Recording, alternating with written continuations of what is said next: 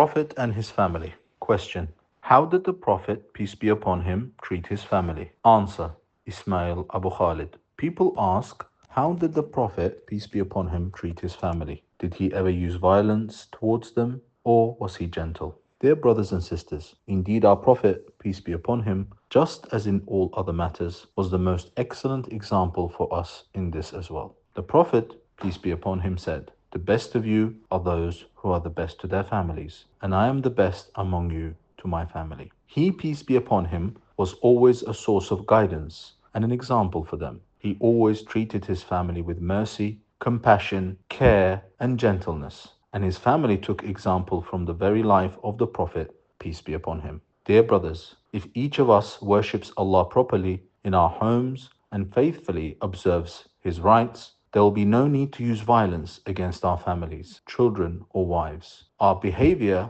will itself be a lesson for them. Seeing the deeds we perform, they will strive to follow our example. Thus, through worship, everyone will be guided to the path of truth. This is why the Prophet, peace be upon him, never had to use harshness with his family. Indeed, our beloved Prophet, peace be upon him, embodied Islam in the most perfect and beautiful manner. He was the finest example for all of humanity. His noble family, his wives and his children, took from him only what was best and most virtuous. Truly, actions speak louder than words. When a man preserves his dignity within his home, performs his worship with sincerity, and safeguards the rights of Allah, then his family and his children will, in return, safeguard his rights.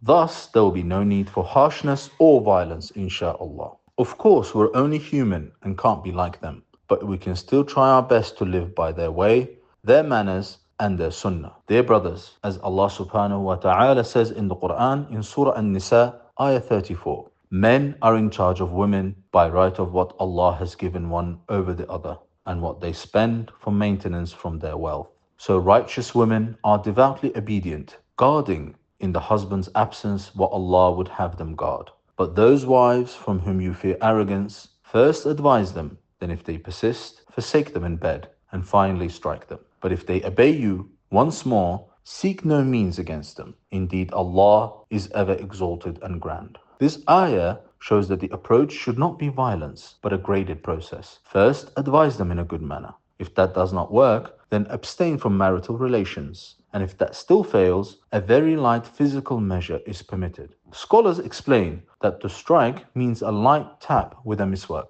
a very light, brittle twig. And this too is meant as a last resort in admonishing a wife. Preferably, one should counsel his wife, set a personal example, and embody the teachings of Islam in the home so that the family practices Islam beautifully. Once they live the religion well and their faith is firm, wives and children will treat the head of the family properly. Just as the Prophet, peace be upon him, said, "Verily, a man follows the religion of his close friend, so each one should look carefully at whom he takes as a friend. Whatever he does, you will do. Whatever you do, he will follow you." Therefore, through our own deeds, we can become the best example for others, and Allah knows best. May Allah help each of us in performing good deeds.